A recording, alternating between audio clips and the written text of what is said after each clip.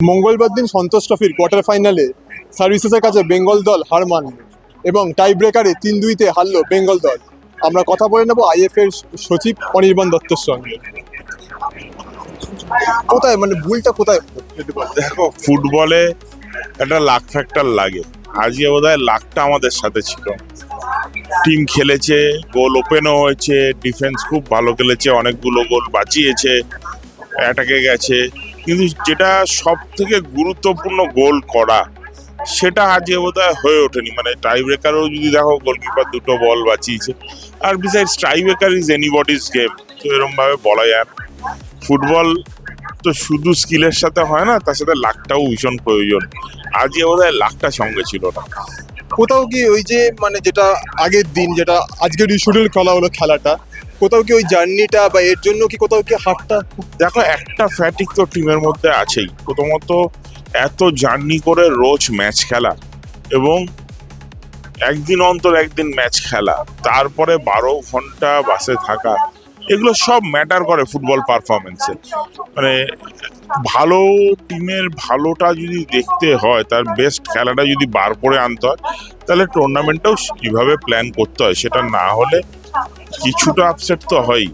যাই হোক, দোষ দিয়ে তো লাভ নেই। আমাদের আবার আগামী বছরের জন্য প্রিপেয়ার হতে হবে, যাতে আগামী বছর ট্রফিটা আসে সেটা নিয়ে চিন্তা ভাবনা করতে হবে। সন্তোষ ট্রফি তো দীর্ঘদিনের টুর্নামেন্ট, ঠিক আছে, সেখানে একটা টিম 12 ঘন্টার ওপর জার্নি করছে, সেখানে কোনো ম্যানেজমেন্টের কোনো দোষ?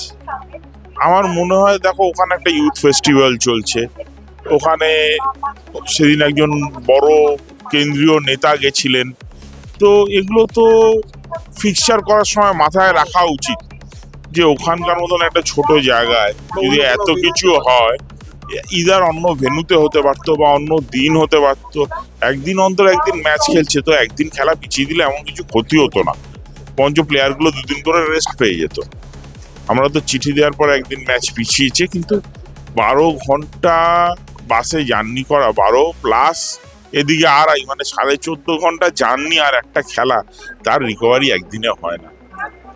সঞ্জয় সেনের সাথে কথা হয়েছে বেঙ্গল দলের কোচ? এখন আমার সাথে কথা হয়নি, ওরা বেরিয়ে ফিরুক হোটেলে, তারপরে কথা হবে। তো আমার আগে টিমটাকে খুব ফ্যাটিক লাগছিল দেখতে।